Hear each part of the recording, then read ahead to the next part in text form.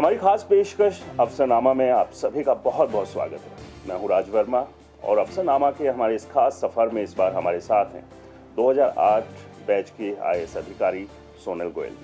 सोनल जी, आपका स्वागत है हमारे इस खास कार्यक्रम में। Thank you so much. जितना मैं जान रहा हूँ कि जो आपकी जर्नी रही, शुरुआत में आपने प्राइवेट नौकरी की और उसके बाद आईएएस बनने तक का ये सफ़र, किस तरह की जर्नी थी?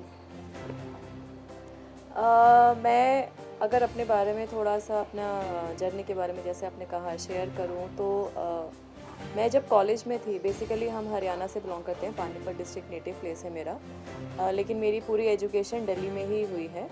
मेरे फादर चार्टर्ड अकाउंटेंट हैं और जब मैं ग्रेजुएशन कर रही थी श्रीराम कॉलेज ऑफ कॉमर्स से दिल्ली यूनिवर्सिटी में, तो 2003 की बात है ये, जब मैं थर्ड ईयर ऑफ ग्रेजुएशन में थी, मुझे सिविल सर्विसेज के बारे में पता लगा। फ्रैंकली उससे पहले हमारी फैमिली में किसी ने सिविल सर्विसेज के बारे में सोचा नहीं, किसी ने ये एग्ज़ाम दिया नहीं।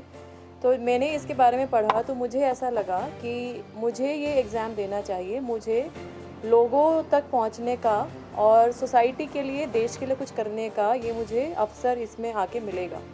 जब मैंने ये बात अपने घर में फैमिली में डिस्कस करी और स्पेशली अपने फादर से, तो बहुत सारा हेजिटेशन सबके माइंड में आया, अप्रीहेंशंस आया, क्योंकि मैं उस टाइम में सीएस भी कर रही थी ग्रेजुएशन के साथ साथ। तो पहले प्लान यही था कि मैं प्राइवेट सेक्टर में जाऊंगी या फिर मैं अपना कुछ इंडिपेंडेंट कंसल्टेंसी फर्म वगैरह खोलूँगी। तो जब इसके बारे में डिस्कस किया तो बहुत सारा अप्रीहेंशंस आया सबके माइंड में कि सबसे पहले तो इतना टफ एग्ज़ाम है, 10 लाख से अधिक एस्पिरेंट्स जो हैं प्रीलिम्स का फॉर्म भरते हैं, सिलेक्शन कुछ हंड्रेड्स में होता है, उसके बाद में सिलेक्शन होगा नहीं होगा वो भी शॉर्ट नहीं है, फिर सिलेक्शन के बाद कौन सी सर्विस मिलेगी ये भी नहीं पता, उसके बाद में सर्विस के बाद क्या आपका कार्डर आएगा और कैसे आपकी फैमिली लाइफ आगे रहेगी, ये सब को सोचते हुए डिस्कशंस काफ़ी लंबे चले। बट जब मैंने अपने पेरेंट्स को बोला कि नहीं, मुझे एक बार ये एग्ज़ाम देखना है, एटलीस्ट मुझे ट्राई करना है, तो फिर मेरे फादर ने, मेरी मदर ने, मेरी फैमिली ने बहुत सपोर्ट किया। और मेरे फादर ने एक और एडवाइस दी कि क्योंकि ये एग्ज़ाम में शॉर्ट सिलेक्शन नहीं होता, तो उन्होंने कहा कि आपका प्लान बी लाइफ में ज़रूर होना चाहिए। तो प्लान बी का मतलब क्या कि अगर मेरा सिविल सर्विसेज में सिलेक्शन नहीं होता तो मैं क्या करूँगी और मेरा करियर में और आगे मैं क्या क्या करूँगी, ये मुझे सोचना चाहिए। तो मैंने उस एडवाइस को मानते हुए पहले अपनी ग्रेजुएशन 2003 में कंप्लीट करी। 2004 में क्योंकि मैं सीएस साथ में कर रही थी तो वो मेरा सीएस कंप्लीट हो गया, कंपनी सेक्रेटरी का कोर्स मेरा कंप्लीट हो गया।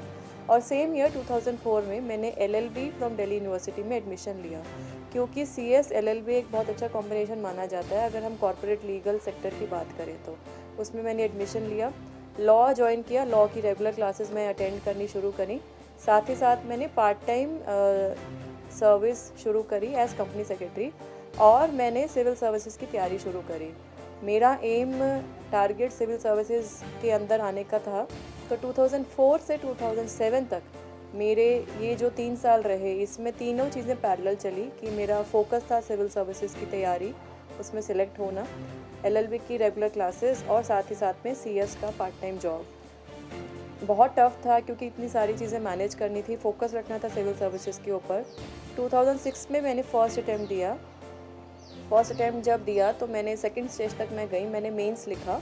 अनफॉर्चुनेटली या फॉर्चुनेटली मेरे को उस साल में इंटरव्यू कॉल नहीं आई।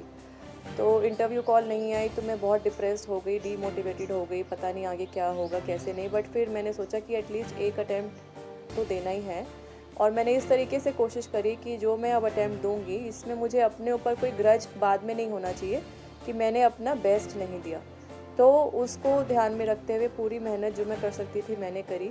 2007 में जो एग्ज़ाम दिया उसमें मुझे मेंस में जो पहले भी एग्ज़ाम दिया था उसका एक्सपीरियंस से मुझे काम आया। मैंने अपनी वीकनेसेस को रिमूव करके मेहनत से एग्ज़ाम को मैंने क्लियर किया। मेरे पेरेंट्स का, फैमिली का बहुत अच्छा सपोर्ट मुझे मिला और बाय गॉड्स ग्रेस 2008 में जब रिज़ल्ट आया हमारा मई 2008 में, तो आई गॉट सिलेक्टेड और मेरी रैंक ऑल इंडिया 13th थी।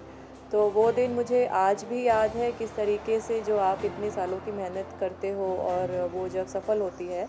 और साथ ही साथ जो आपने मेरे से जो सवाल पूछा कि मैं पहले प्राइवेट सेक्टर में थी, तो प्राइवेट सेक्टर में मेरा मतलब जो जब मैंने 11th में जो कॉमर्स ऑप्ट किया था तब से लेके माइंड में यही था कि मैं प्राइवेट सेक्टर में काम करूँगी। मेरे फादर सीए हैं जैसे मैंने बताया, मेरी सिस्टर भी उस टाइम में सीए ही कर रही थी और मेरा छोटा ब्रदर है वो भी उसका भी यही था कि शायद वो कॉमर्स में ही ज्वाइन करेगा। तो वो एकदम से शिफ्ट होना और लाइफ में इतने सारे चेंजेस आना वो मेरे लिए बहुत ही एक लर्निंग एक्सपीरियंस था, बहुत एनरिचनिंग एक्सपीरियंस था। फिर जब सिलेक्शन हुआ उसके बाद मैंने ट्रेनिंग के लिए Lal Bahadur Shastri national academy of administration Mussoorie में ज्वाइन किया। लवासना मेरे लिए फ़र्स्ट हॉस्टल था लाइफ का। मैं इससे पहले कभी अपनी फैमिली से अपने परिवार से दूर नहीं रही। वहाँ जाके मेरे बैचमेट्स कलीग्स जो कि देश के विभिन्न कोनों से आए हुए थे, विभिन्न स्टेट से, और उनका कल्चरल हेरिटेज, उनका बैकग्राउंड, उनका एजुकेशनल बैकग्राउंड, उन सब से इतना कुछ सीखने को मिला।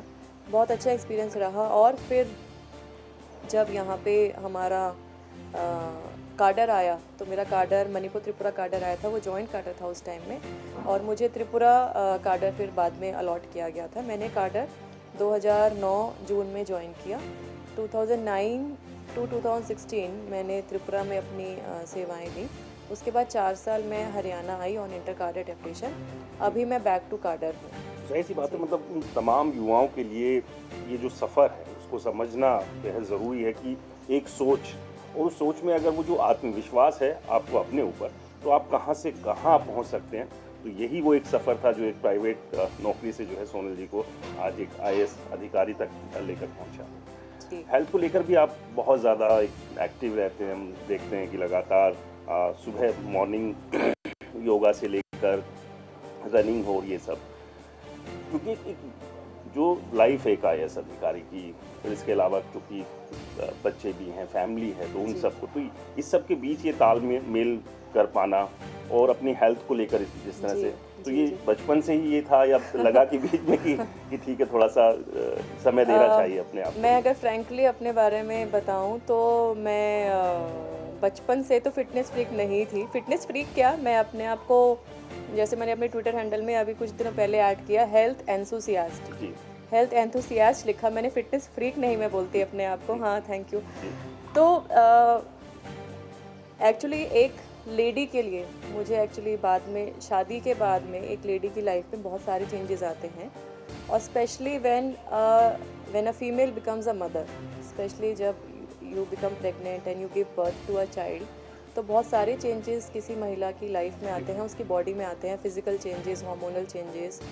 तो मेरी को अपनी जर्नी में एक चीज़ मैंने अपनी सर्विस में सीखी कि फ़िज़िकली और मेंटली हेल्दी रहना, फिट रहना बहुत ज़्यादा आवश्यक है। अगर हम बीमार रहेंगे, अगर हम मेंटली खुश नहीं रहेंगे, we can not give our best.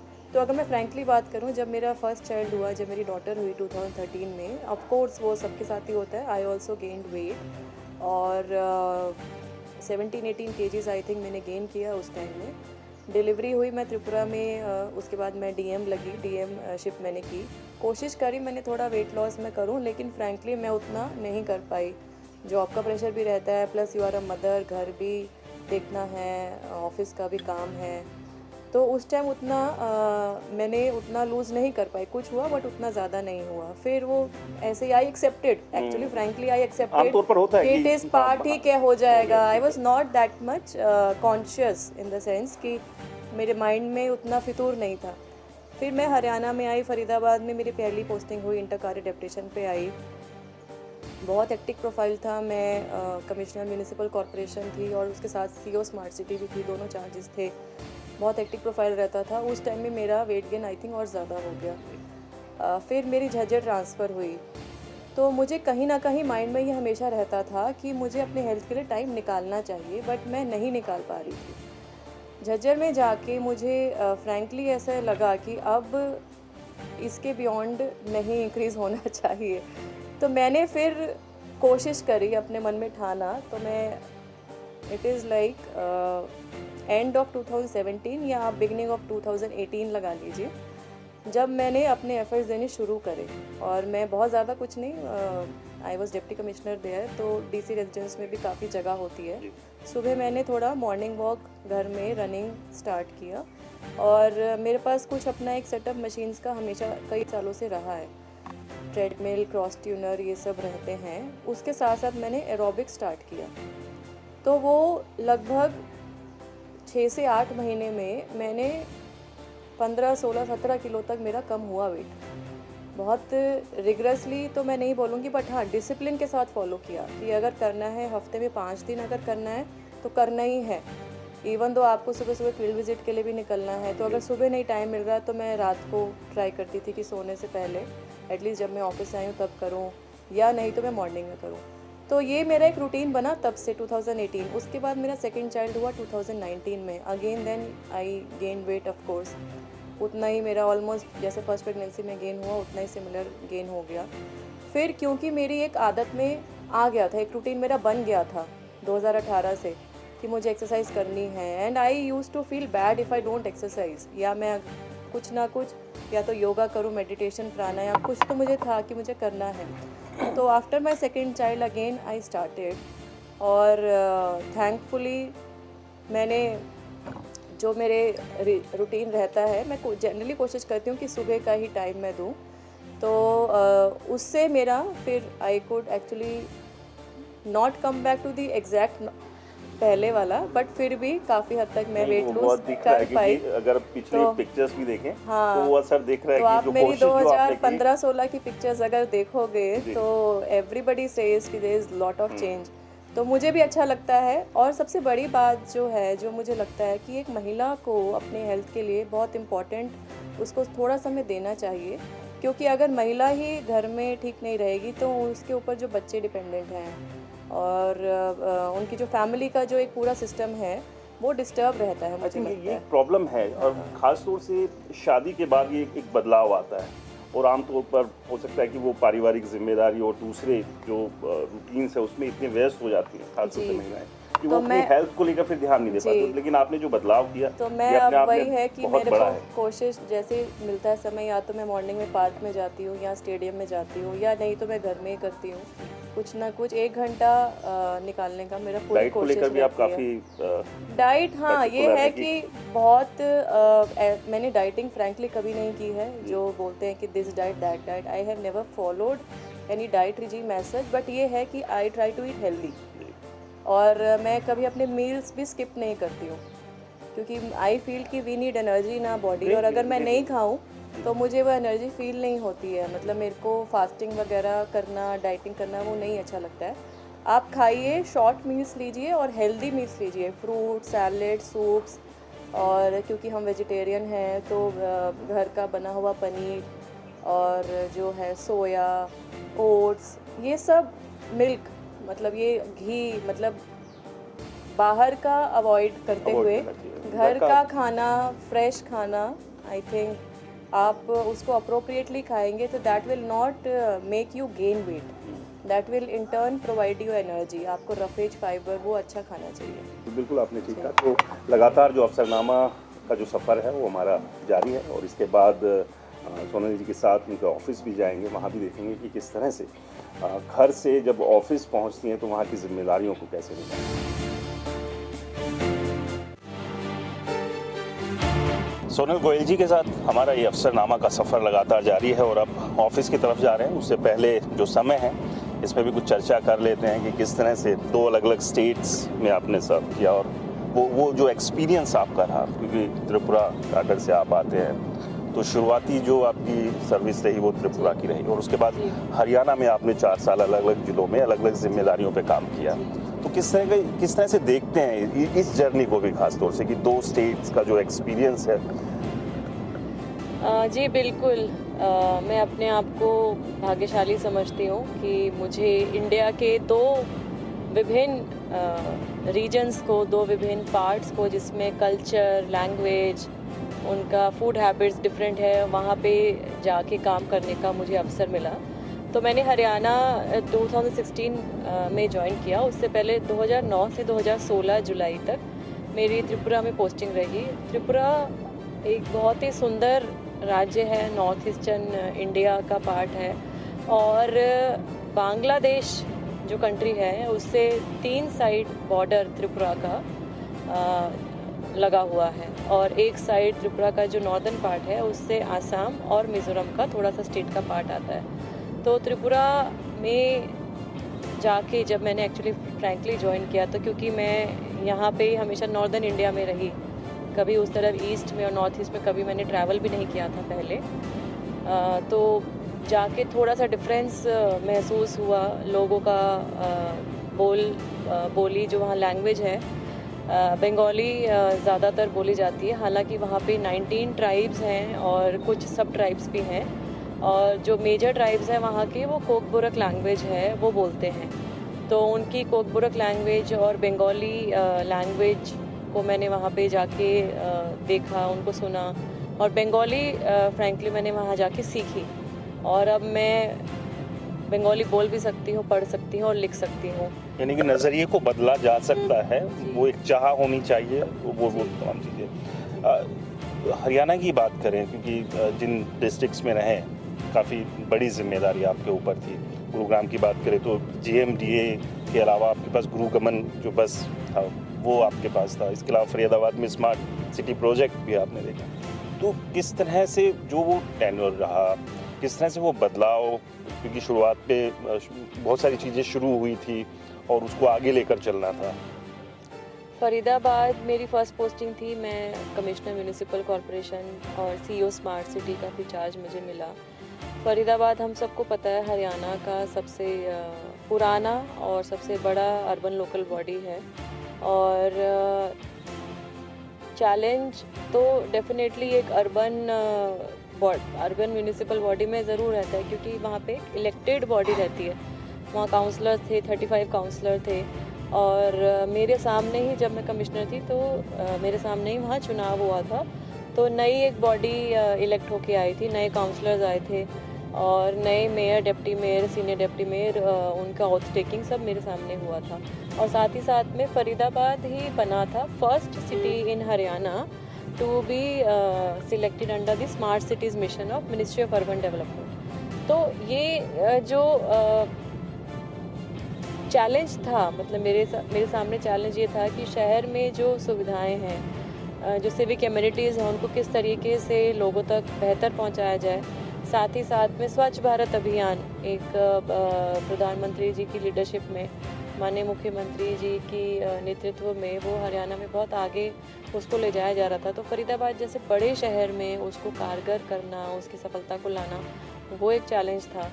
और साथ ही साथ में स्मार्ट सिटीज़ का, क्योंकि वो नया प्रोजेक्ट था हमारी हरियाणा सरकार के लिए भी, तो उसमें किस तरीके से कौन से प्रोजेक्ट्स लेके आने हैं, किन प्रोजेक्ट से हमारी सिटी का फ़ायदा होगा, साथ ही साथ में PMC को लेके आना, और मिनिस्ट्री के साथ कांस्टेंट उनके साथ कोऑर्डिनेशन रखना। तो ये सब काम चैलेंजिंग तो डेफिनेटली था, लेकिन काफ़ी कुछ सीखने को भी मिला। मेरे को ये जो एक्सपीरियंस मिला, ये I think life time experience है। गुड़गांव में भी बड़ी जिम्मेदारी आपके ऊपर थी, क्योंकि GMDA और इसके अलावा गुरुगमन जो बसेज जो हो सकता गुरुग्राम को, क्योंकि जाहिर सी बात है फरीदाबाद और गुरुग्राम में बहुत ज़्यादा फर्क नहीं है, लेकिन झज्जर और त्रिपुरा की बात करें और फिर गुरुग्राम की जो पोस्टिंग रही, तो वहाँ भी कई तरह के बदलाव आपने अपने रहते हुए किया। और जिसने खासतौर से कोविड के दौरान भी जो था पूरी मॉनिटरिंग, और एक तरह से कहिए कि वो पूरा एक वॉल आपने क्रिएट किया हुआ था जहाँ से पूरे शहर के चप्पे चप्पे पे नज़र आप रख सकते थे। जी जी जी जी बिल्कुल। गुड़गांव शहर जो है, वहाँ पे हर तरीके के लोग रहते हैं। वहाँ पे कॉर्पोरेट सेक्टर के भी लोग रहते हैं, वहाँ पे माइग्रेंट लेबरर्स भी हैं, वहाँ पे ऐसे भी लोग काम करते हैं जो कि डेली अपनी जॉब के लिए आ रहे हैं, डेली वर्कर्स भी आ रहे हैं, और कुछ ऐसे लोग भी जो प्राइवेट सेक्टर में भी ऑन डेली बेसिस जो कम्यूट करते हैं। और बहुत सारी RWAs हैं, सोसाइटीज़ हैं वहाँ पे, और आपको पता है कि कुछ मतलब प्राइवेट बिल्डर्स ने वहाँ पे अपने जो residential areas, commercial area setup किए हैं। तो एक कॉम्प्लेक्स सिटी है गुड़गांव, लेकिन साथ ही साथ में जैसे हमने देखा कि लास्ट ईयर कोविड विशेष रूप से जब हुआ, तो लोगों ने एक दूसरे की मदद काफ़ी करी। मतलब मैं लास्ट ईयर जब कोविड का फर्स्ट वेव जब अनफॉर्चुनेटली पूरे इंडिया में आया, पूरे वर्ल्ड में आया। तो चैलेंज हमारे पास था कि to cater to this multitude of population, अलग अलग तरीके के जो लोग हैं, डाइवर्स लोग हैं, उनकी रिक्वायरमेंट्स को मीट करें। और ऑर्गेनाइजेशंस भी वहाँ पे काफ़ी हैं, जैसे GMDA हैं जहाँ पे मैं एडिशनल CEO थी, और उसके साथ में डिस्ट्रिक्ट एडमिनिस्ट्रेशन की तरफ से डिप्टी कमिश्नर रहते हैं। म्यूनिसिपल कॉरपोरेशन ऑफ गुरुग्राम है जो कि कमिश्नर हेड करते हैं। GMCBL जो सिटी बस है, HSVP तो, और कमिश्नर ऑफ पुलिस ऑर्गेनाइजेशन तो है ही। तो इसमें जो कोऑर्डिनेशन है ये बहुत इम्पॉर्टेंट है वहाँ पे हो। तो लास्ट ईयर हमने ऐसे ही कोविड में हमको ऐसा लगा कि we have no other option but to coordinate with each other and to deliver. एक लैब के साथ जो एक ऑथराइज लैब थी, गवर्नमेंट की ऑथराइज लैब थी, उसको टाई अप करके वहाँ पे मोबाइल टेस्टिंग फैसिलिटी भी फॉर कोविड-19 वो भी डेवलप की गई। तो बहुत चैलेंजिंग तो था गुड़गांव में काम करना, लेकिन मुझे लगता है बहुत कुछ हम सब लोग मिल के कर पाए क्योंकि एक टीम वर्क वहाँ पे अच्छा इस्टेब्लिश है। ऐसी बात है, अगर मिल के चीज़ें की जाए तो आसान भी हो जाती है और उसका एक असर जो है, इम्पैक्ट जो है वो दूर तक जाता है।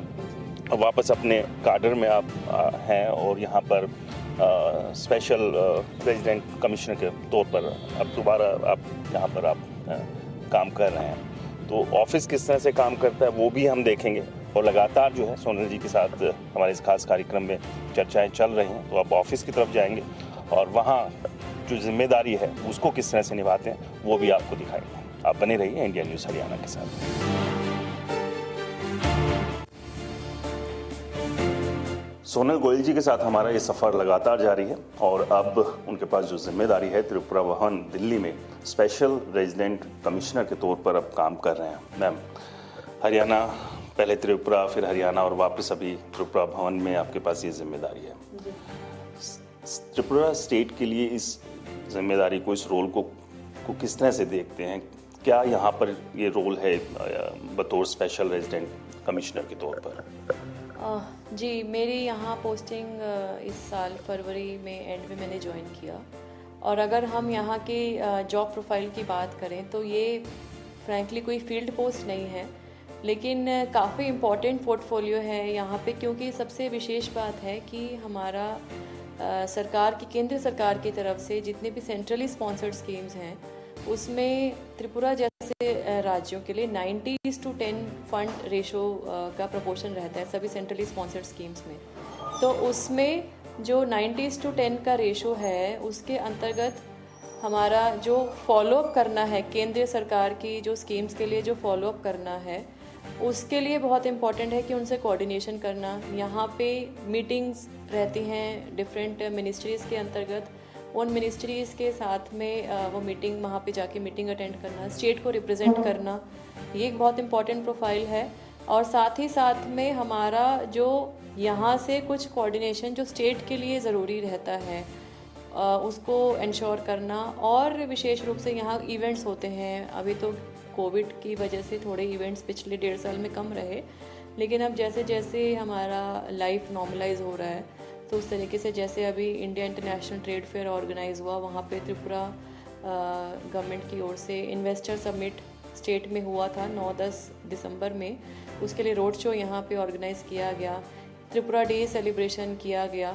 इसी तरीके के यहाँ पे जितने भी इवेंट्स होते हैं, दिल्ली हाट में जो आदि फेस्टिवल लगा वहाँ पे त्रिपुरा का जो है वहाँ के क्राफ्ट्समैन ने आके अपना स्टॉल लगाया। तो जितने भी इस तरीके के इवेंट्स हैं उसमें कोऑर्डिनेशन करना, ये भी एक इम्पॉर्टेंट यहाँ पे प्रोफाइल है। और साथ ही साथ में जितना VIP VVIP विजिट्स रहता है वहाँ पे से ऑनरेबल चीफ मिनिस्टर आते हैं, सीनियर ऑफिसर्स आते हैं, गवर्नर सर आते हैं, उनका कोऑर्डिनेशन करना, विजिट का कोऑर्डिनेशन करना। यहाँ से सेंट्रल मिनिस्टर्स की वहाँ पे विज़िट रहती है, उसका कोऑर्डिनेशन करना।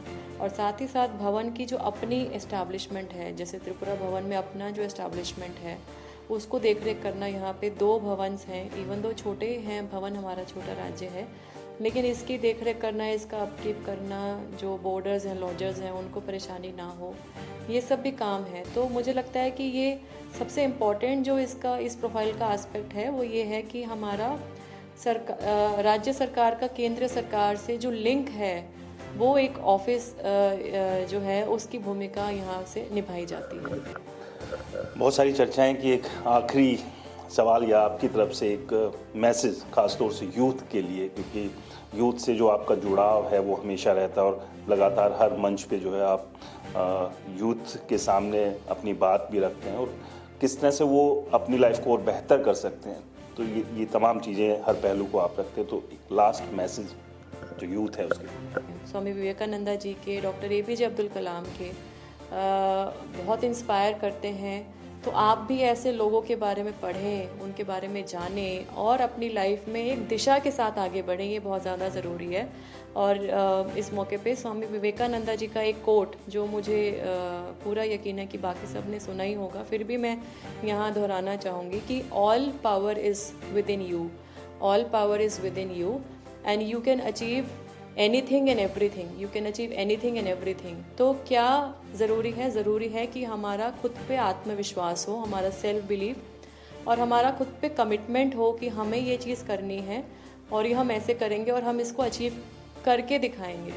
तो अगर हम ये खुद ठान लें, तो हमारे सच्चे एफर्ट्स हो, हमारा फोकस हो और हम डिसिप्लिन के साथ अगर किसी चीज़ पे अपनी मेहनत करते हैं तो लाइफ में वो आपको ज़रूर मिलेगी। ये हो सकता है कि आपको वो एक्स की फॉर्म में ना मिले, लेकिन वो दूसरे किसी वाई की फॉर्म में किसी दूसरे तरीके से आपको ज़रूर प्राप्त होगी।